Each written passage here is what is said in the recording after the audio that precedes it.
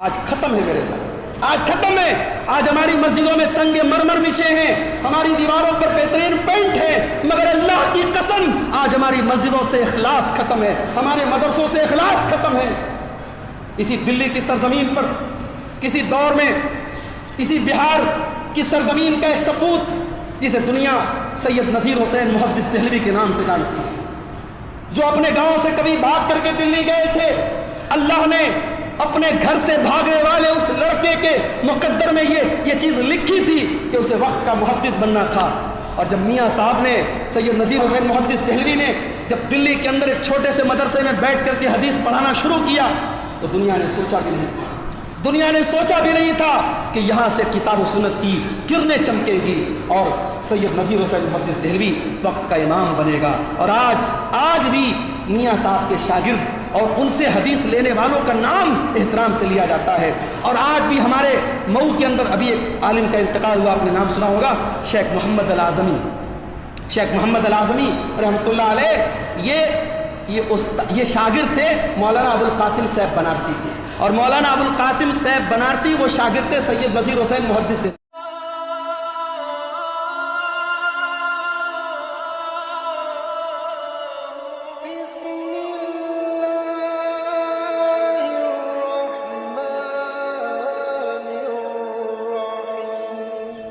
آج کتنے بڑے بڑے علماء ہیں میرے بھائیوں، زیادہ دور جانے کی ضرورت نہیں ہے۔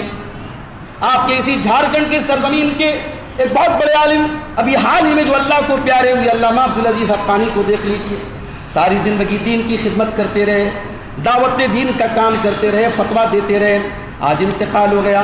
آج بھی ان کا نام بڑے ادب سے بڑے احترام سے لیا جاتا ہے، آج بھی ان کی خدمات کو سراہا جاتا ہے۔ بہت پیسے والے تو نہیں تھے، بہت دولت والے تو نہیں تھے، بڑا ان کا سماج میں اسٹیٹس تو نہیں تھا، ہاں ایک چیز تھی، انہوں نے اللہ کے دین کا کام کیا اور اس چیز نے آج لوگوں کے دل میں ان کی محبت پیدا کر دی۔ اور تھوڑا سا پیچھے چلے جائیے، علامہ البانی رحمۃ اللہ علیہ کا نام کس نے نہیں سنا؟ آج علامہ البانی کا نام ایک اتھارٹی کی حیثیت رکھتا ہے۔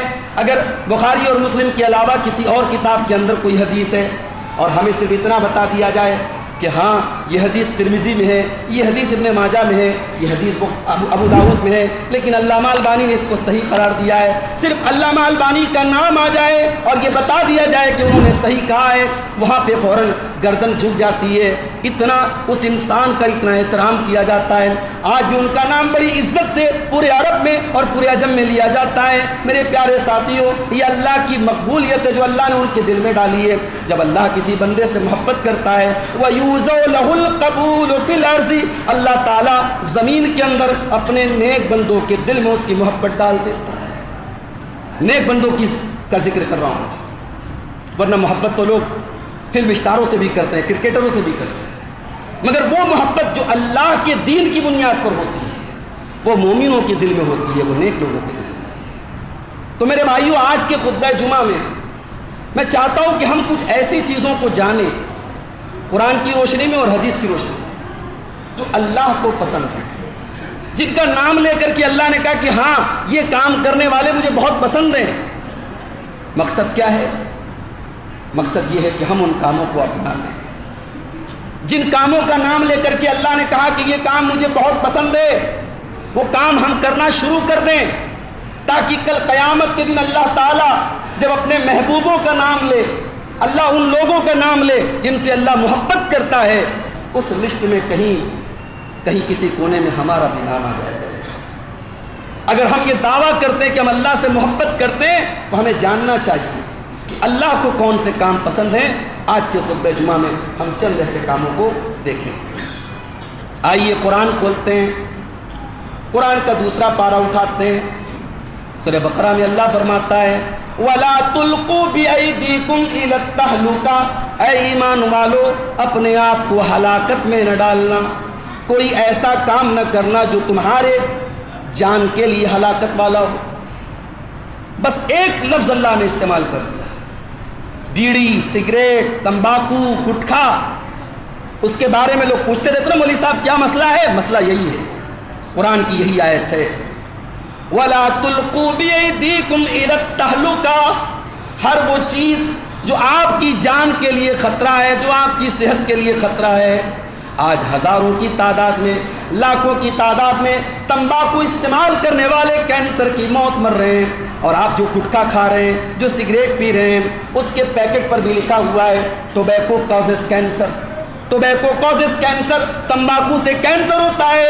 حکومت اعلان بھی کر رہی ہے، حکومت منع بھی کر رہی ہے، حکومت لائسنس بھی دے رہی ہے، اور آپ استعمال بھی کر رہے ہیں۔ اور آپ مولوی صاحب سے مسئلہ پوچھ رہے ہیں، مولوی صاحب تمباکو کا استعمال کرنا کیسا ہے؟ حرام ہے میرے بھائیوں، حرام کے نیچے کی کوئی بات نہیں ہے۔ وَلَا تُلْقُوا بِأَيْدِيكُمْ إِلَى التَّهْلُكَةِ، کوئی ایسا کام نہ کرو جس سے آپ کی جان خطرے میں پڑ جائے۔ یہ جان آپ کی نہیں ہے، یہ زندگی آپ کی نہیں ہے، یہ اللہ کی امانت ہے۔ اللہ نے آپ کو زندگی دی ہے، آپ اپنی زندگی کو برباد نہیں کر سکتے، آپ اپنے جسم کو برباد نہیں کر سکتے، آپ اپنی صحت کو برباد نہیں کر سکتے۔ اسی لیے ہماری شریعت میں سوسائڈ کرنا حرام ہے، خودکشی کرنا حرام ہے۔ کیوں بھائی؟ زندگی ہماری ہے، ہم جیسے چاہے اپنے آپ کو ختم کر دیں؟ نہیں، یہ زندگی آپ کی نہیں ہے، اللہ کی امانت ہے یہ زندگی۔ آپ کو کوئی ادھیکار نہیں ہے کہ آپ اپنی موت کا فیصلہ کریں۔ اس لیے اسلام میں سوسائڈ کرنا بہت بڑا گناہ ہے، حرام ہے۔ اللہ نے فرمایا اپنے آپ کو ہلاکت میں نہ ڈالو، وَأَحْسِنُوا، اور اے ایمان والو احسان کیا کرو، إِنَّ اللَّهَ يُحِبُّ الْمُحْسِنِينَ، اللہ تعالیٰ کو احسان کرنے والے بہت پسند ہیں۔ اللہ کو احسان بہت پسند ہے۔ اب سوال یہ پیدا ہوتا ہے کہ احسان کس کو کہتے ہیں؟ تو نوٹ کر لو، احسان 3 چیزوں کا نام ہے۔ شریعت میں احسان 3 چیزوں کو کہتے ہیں۔ نمبر 1، احسان کا پہلا مطلب آپ جو بھی نیکی کریں، جو بھی عبادت کریں، یہ سوچ کر کے کریں کہ اللہ ہم کو دیکھ رہا ہے۔ اللہ کے نبی نے حضرت جبریل سے پوچھا، اے جبریل احسان کس چیز کا نام ہے؟ حضرت جبریل نے فرمایا ان تعبد اللہ کانک تراہ فإن لم تکن تراہ فإنہ یراک۔ احسان یہ ہے کہ تم اللہ کی عبادت اس طریقے سے کرو جیسے تم اللہ کو دیکھ رہے ہو، اور اگر تم یہ تصور نہ کر سکو کہ تم اللہ کو دیکھ رہے ہو فإنہ یراک، تو کم سے کم یہ تصور کرو کہ اللہ ہم کو دیکھ رہا ہے۔ ہر عبادت میں، چاہے نماز ہو، چاہے صدقہ خیرات ہو، چاہے حج عمرہ ہو، چاہے روزہ ہو، چاہے قرآن کی تلاوت ہو، کوئی بھی عبادت کے ٹائم آپ کے دل میں نیت یہ ہونی چاہیے، اللہ مجھے دیکھ رہا ہے۔ اسی کا نام احسان ہے۔ اس کو آپ احسان بھی کہہ سکتے ہیں، اس کو آپ اخلاص بھی کہہ سکتے ہیں۔ احسان کا دوسرا مطلب آپ جو بھی کام کریں پرفیکٹ طریقے سے کریں۔ نماز پڑھنے کے لیے کھڑے ہوئے پتہ لگائیں میرے نبی کی نماز کا طریقہ کیسا تھا، میرے نبی رکوع کیسے کیا کرتے تھے، میرے نبی جب سجدے میں جاتے تھے آپ کے ہاتھ کہاں ہوتے تھے، آپ کی کیونیاں زمین پر بچھی ہوتی تھی یا کیونیاں زمین سے اٹھی ہوتی تھی، آپ کے پاؤں کی ہتھیلی کیسی ہوتی تھی، آپ تشہد میں بیٹھتے تھے، آپ اپنی انگلی کو اشارہ کیسے دیا کرتے تھے، آپ ہاتھ باندھا کرتے تھے کہاں پہ باندھا کرتے تھے، آپ رفع الیدین کیا کرتے تھے کہاں تک اپنے ہاتھ کو لے جایا کرتے تھے۔ جو بھی کام کرو پرفیکٹ طریقے سے کرو، یہ بھی احسان ہے۔ یہاں تک کہ اللہ کے نبی فرماتے ہیں جب آپ اپنے جانور کے گردن پہ چھری چلاتے ہیں، اللہ کے پیارے نبی فرماتے ہیں ان اللہ کتب الاحسان علی کل شیء، اللہ تعالیٰ نے ہر چیز میں احسان کا حکم دیا ہے۔ فَإِذَا ذَبَحْتُمْ فَأَحْسِنُوا الذِّبْحَ، جب تم اپنے جانوروں کو ذبح کیا کرو تو اچھی طریقے سے ذبح کیا کرو، شریعت کے طریقے کے مطابق ذبح کیا کرو، چھری کو پہلے سے تیز کر لیا کرو اور جانور کو تکلیف نہ پہنچایا کرو۔ تو جو بھی کام کرے پرفیکٹ طریقے سے کرے، یہ احسان کا دوسرا مطلب۔ اور احسان کا تیسرا مطلب بھلائی کرنا، اپنی ذات سے، اپنے مال سے، اپنے جسم سے، اپنے ٹائم سے لوگوں کو فائدہ پہنچانا۔ اور اس معنی میں بھی قرآن و حدیث میں احسان کا لفظ بہت آیا ہے۔ وَبِالْوَالِدَيْنِ احسانًا، اپنے ماں باپ کے ساتھ احسان کرو، اپنی ذات سے اپنے ماں باپ کو فائدہ پہنچاؤ، اپنے ماں باپ کا بھلا کرو، اپنے رشتہ داروں کا بھلا کرو، غریبوں کا بھلا کرو۔ تو اللہ کو احسان کرنے والے لوگ بہت پسند ہیں۔ دعا کیجیے اللہ ہم لوگوں کو بھی احسان کرنے والوں میں شامل فرمائے۔ اور آگے بڑھیے، اللہ فرماتا ہے سورہ آل عمران کے اندر بلا من اوفا بعہدہ واتقى فإن اللہ يحب المتقین. وہ لوگوں جو اپنے وعدے کو پورا کرتا ہے اور جو اپنے دل میں اللہ کا تقوی پیدا کر لیتا ہے، وہ یہ جان لے اللہ تعالیٰ متقی لوگوں سے محبت کرتا ہے. اللہ کو تقوی والوں سے بہت پیار ہے، تقوی والوں سے اللہ کو بہت پیار ہے. اب یہ تقوی کیا ہے؟ تقوی کا مطلب سمجھ لیجیے. تقوی کہتے ہیں انسان اپنے درمیان اور گناہ کے درمیان ایک رکاوٹ بنا لے، ایک بیریئر بنا لے، کوئی طاقت ہو جو ہمیں گناہ کرنے سے روکے. جب ہم کسی گناہ کا ارادہ کریں دل میں ایک احساس ہو جائے کہ نہیں اللہ دیکھ رہا ہے، اللہ کو کیا جواب دیں گے، اللہ کے سامنے کیا حساب دیں گے، اللہ پوچھے گا تو کیا بولیں گے. یہ جو جذبہ ہے میرے بھائی، اسی کا نام تقویٰ ہے. ایک بہت بڑے امام گزرے ہیں، امام طلق بن حبیب. ان سے پوچھا گیا تقویٰ کس کو کہتے ہیں؟ انہوں نے بڑا پیارا جواب دیا.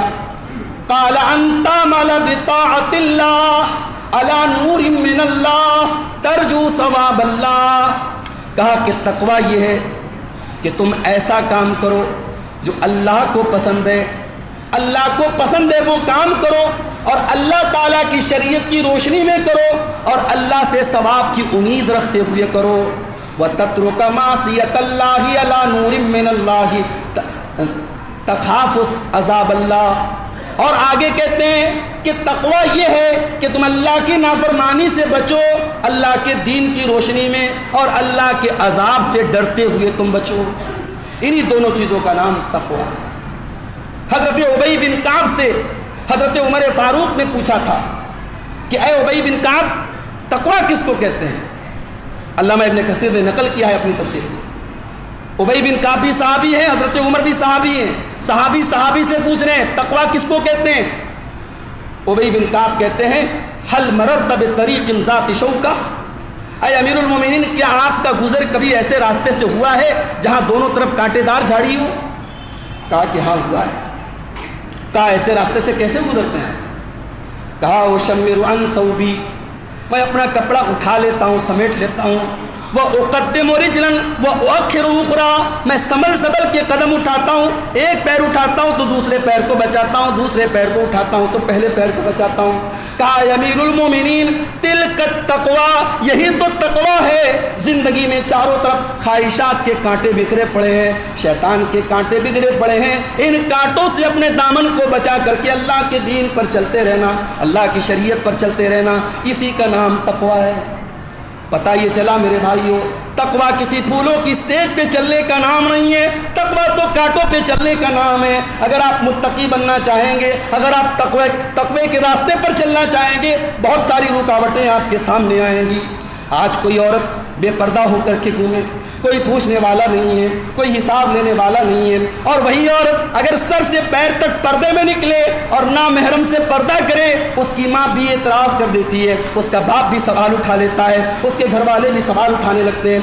آج ایک نوجوان ہزاروں ناجائز تعلقات قائم کر لے، سماج پوچھنے والا نہیں ہے. اور کوئی نوجوان موقع ملنے کے باوجود اپنے آپ کو گناہوں سے بچا لے، سماج کہتا ہے یار یہ کیسا لڑکا ہے، یہ کیسا انسان ہے، یہ تو بڑا دقیانوس انسان ہے. آج تقویٰ کے راستے پر چلنا بہت مشکل کام ہے. مگر یاد رکھو میرے بھائیو ان اللہ یحب المتقین، اللہ کو تقویٰ والے لوگ ہی پسند ہیں. اللہ تعالی ہم سب کے دلوں میں بھی تقویٰ پیدا کرے. اور آگے بڑھیے. اللہ تعالیٰ کو ایک اور کام بھی بہت پسند ہے، اور وہ کون سا کام ہے؟ قرآن اٹھاؤ.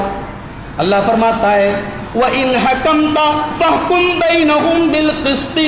اے نبی جب آپ کے پاس کوئی یہودی اپنا کیس لے کر کے آئے، کوئی عیسائی اپنا کیس لے کر کے آئے، اے نبی آپ جو بھی فیصلہ کریں فَاحْكُمْ بَيْنَهُمْ بِالْقِسْطِ، آپ ان کے درمیان انصاف کے ساتھ فیصلہ کیا کریں. ان اللہ یحب المقسطین، اللہ تعالیٰ کو انصاف کرنے والے لوگوں سے بہت محبت ہے. اللہ کو نا انصافی پسند نہیں ہے میرے بھائی، اللہ کو ظلم پسند نہیں ہے.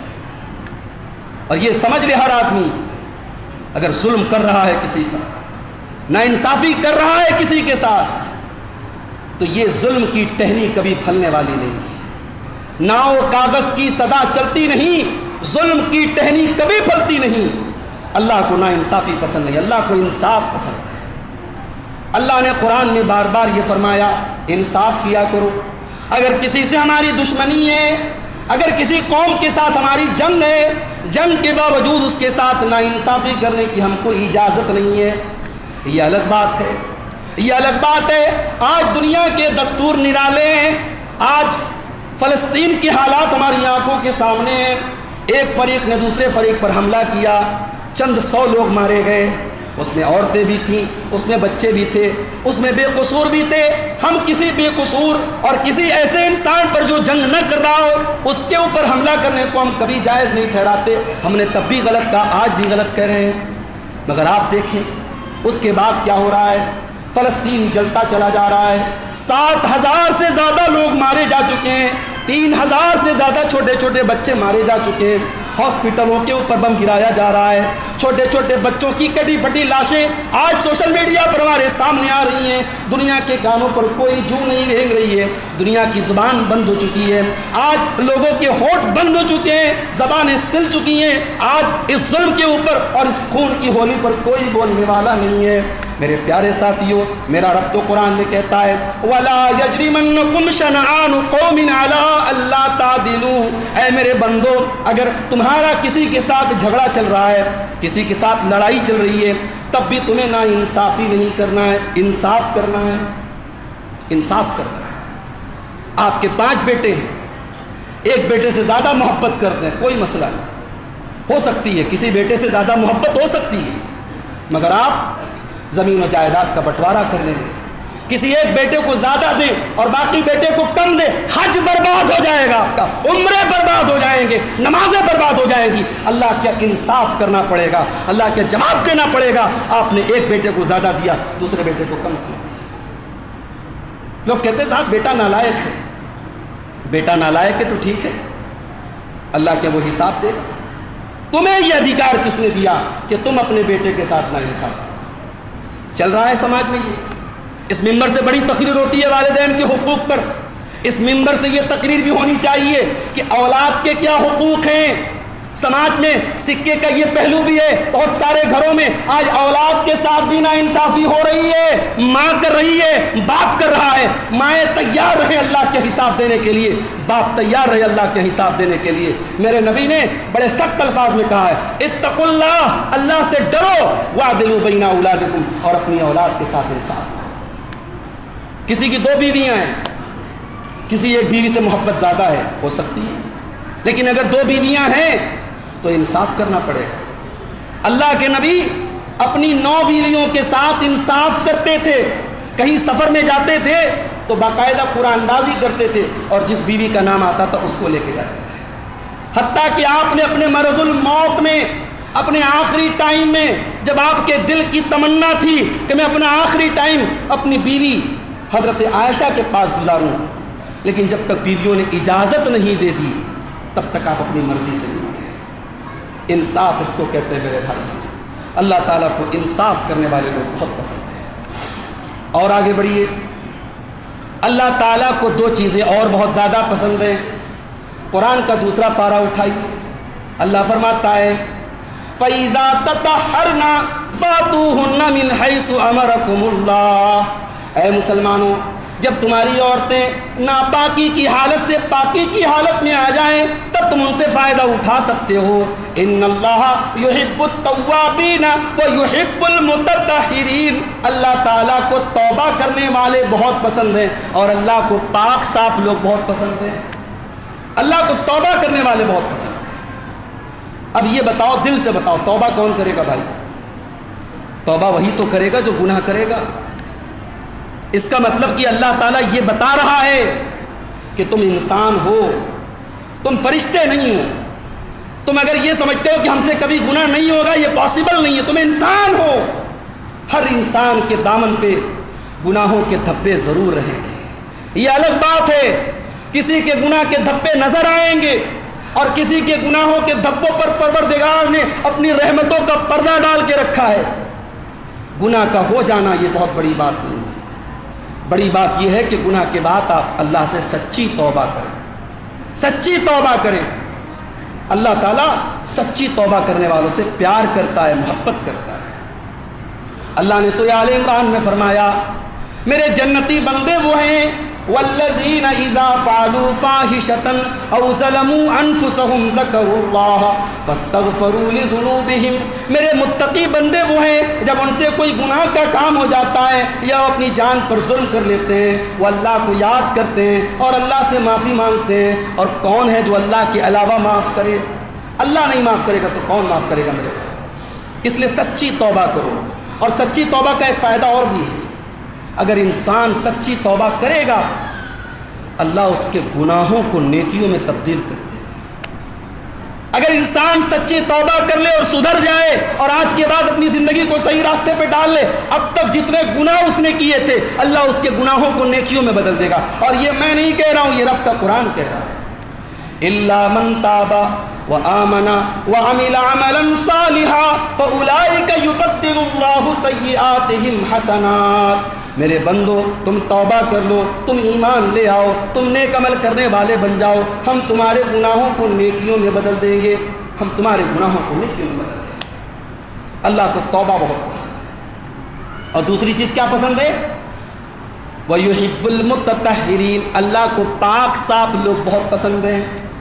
اب پاکی اور صفائی میں جسم کی بھی پاکی آ گئی اور روح کی پاکی کی آ گئی۔ بھائی جسم آپ کا پاک ہے، کپڑا پاک ہے، بہترین لائف بوائے صابن سے، لکس صابن سے آپ نہا کے آئے ہیں، مگر دل کے اندر گندگی بھری ہے، روح کے اندر گندگی بھری ہے، تو ظاہر ہے کہ اللہ کے ہم کامیاب نہیں ہو سکتے۔ اللہ تعالیٰ کے یہاں دل بھی بالکل صاف ہونا چاہیے۔ یاد کرو وہ دعا جو حضرت ابراہیم نے اللہ کی بارگاہ میں کی تھی، کیا دعا کی تھی؟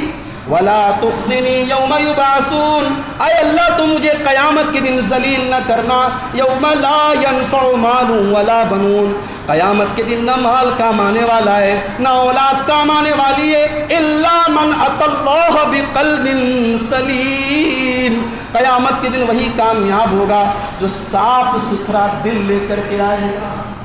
ہائے ہائے، ہم نے کپڑے تو اجلے کر لیے، ہم نے چہرے پر کریم لگا لی، میری پیاری ماں بہنوں تم نے میک اپ کر لیا، مگر دل کے اندر جو گندگی بھری ہے وہ کب دور ہوگی؟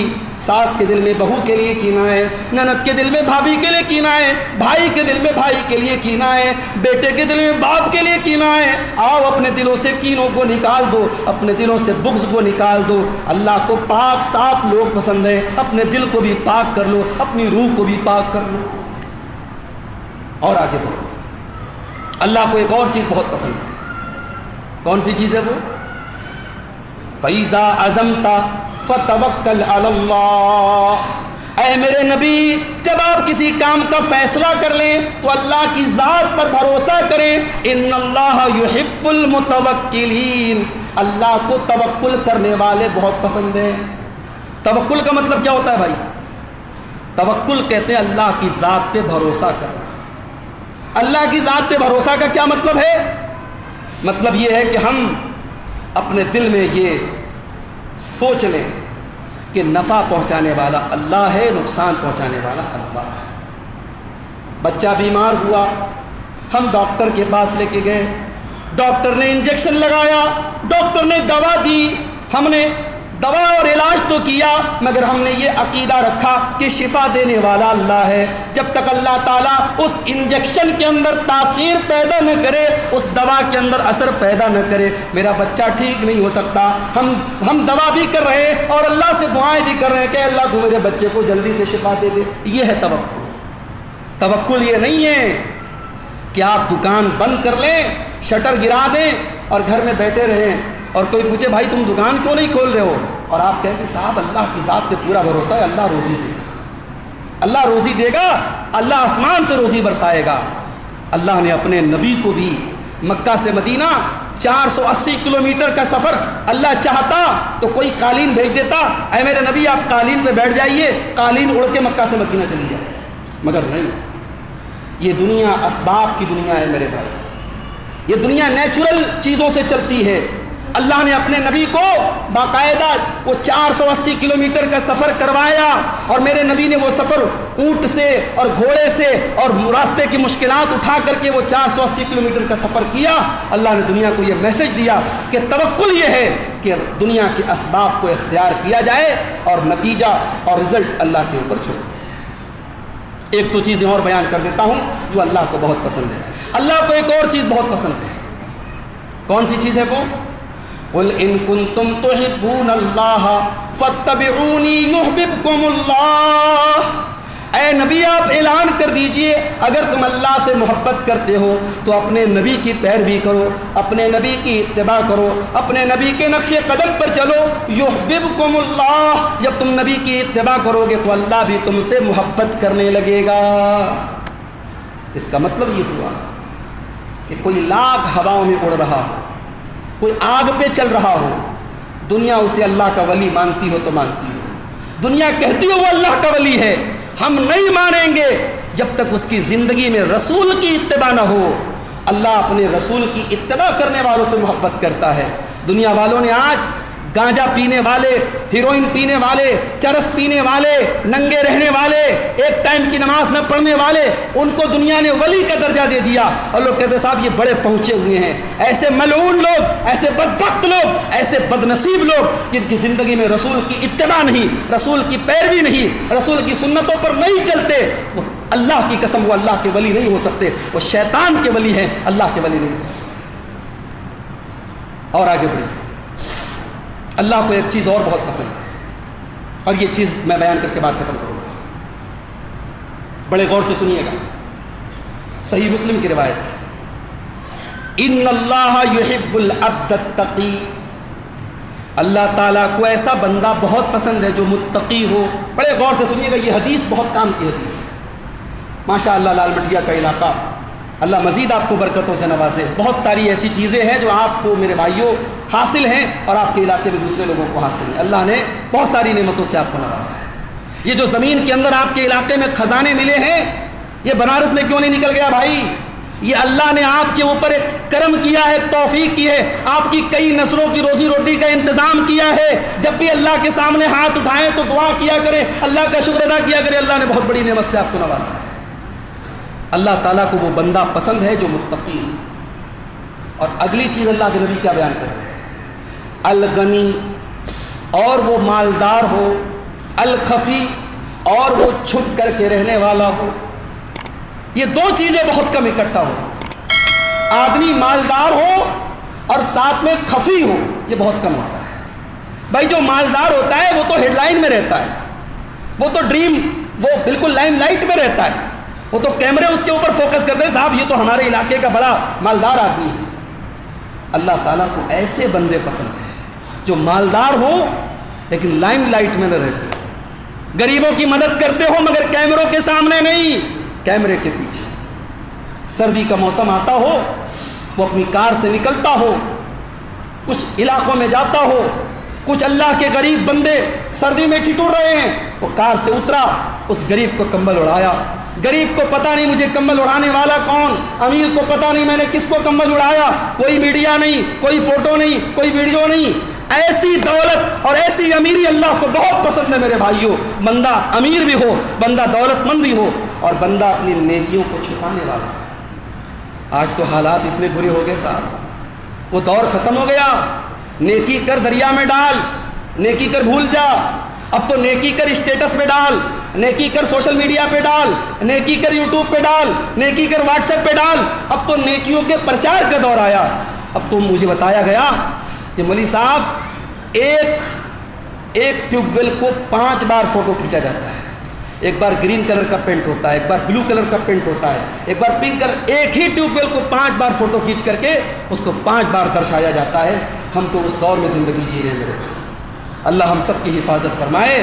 اخلاص کیا چیز ہے، للہیت کیا چیز ہے، آج ختم ہے میرے بھائی، آج ختم ہے۔ آج ہماری مسجدوں میں سنگ مرمر بچھے ہیں، ہماری دیواروں پر بہترین پینٹ ہے، مگر اللہ کی قسم آج ہماری مسجدوں سے اخلاص ختم ہے، ہمارے مدرسوں سے اخلاص ختم ہے۔ اسی دلی کی سرزمین پر کسی دور میں اسی بہار کی سرزمین کا ایک سپوت جسے دنیا سید نذیر حسین محدث دہلوی کے نام سے جانتی ہے، جو اپنے گاؤں سے کبھی بھاگ کر کے دلی گئے تھے، اللہ نے اپنے گھر سے بھاگنے والے اس لڑکے کے مقدر میں یہ چیز لکھی تھی کہ اسے وقت کا محدث بننا تھا۔ اور جب میاں صاحب نے، سید نذیر حسین محدث دہلوی نے جب دلی کے اندر ایک چھوٹے سے مدرسے میں بیٹھ کر کے حدیث پڑھانا شروع کیا تو دنیا نے سوچا بھی نہیں تھا کہ یہاں سے کتاب و سنت کی کرنیں چمکے گی اور سید نذیر حسین محدث دہلوی وقت کا امام بنے گا۔ اور آج بھی میاں صاحب کے شاگرد اور ان سے حدیث لینے والوں کا نام احترام سے لیا جاتا ہے۔ اور آج بھی ہمارے مئو کے اندر ابھی ایک عالم کا انتقال ہوا، آپ نے نام سنا ہوگا، شیخ محمد الاعظمی رحمۃ اللہ علیہ۔ یہ شاگرد تھے مولانا ابو القاسم صاحب بنارسی کے، اور مولانا ابو القاسم صاحب بنارسی وہ شاگرد تھے سید نذیر حسین محدث دہلوی کے۔ تو صرف اس وجہ سے کہ میاں صاحب کی حدیث کی سند ایک واسطے سے مولانا محمد اعظمی کے پاس موجود تھی، مولانا محمد اعظمی کو فلائٹ کا کرایہ دے کر اور بہترین سہولتیں دے کر ان کو عرب میں اور دبئی میں اور کہاں کہاں بلایا جاتا تھا اور حدیث ان سے پڑھی جاتی تھی۔ یہ مقام تھا سید نذیر حسین محدث دہلوی کا۔ میرے بھائی، ایک پیڑ کے نیچے لوگوں نے مدرسہ شروع کیا اور اللہ نے کیسی برکت دی، ان کے کاموں میں برکت تھی۔ آج افسوس اس بات کا ہے ہمارے کاموں میں برکت نہیں۔ کیوں؟ کیونکہ ہم لائٹ کے دور میں جی رہے ہیں، ہر چیز میں چمک ہے، ہر چیز میں گلیمر ہے، ہر چیز میں کیمرہ ہے، ہر چیز میں آج ایک تزین اور ایک اپنے آپ کو جو ہے مزین کرنے کی نیت آ گئی ہے۔ اللہ ہم سب کی نیتوں کی حفاظت فرمائے۔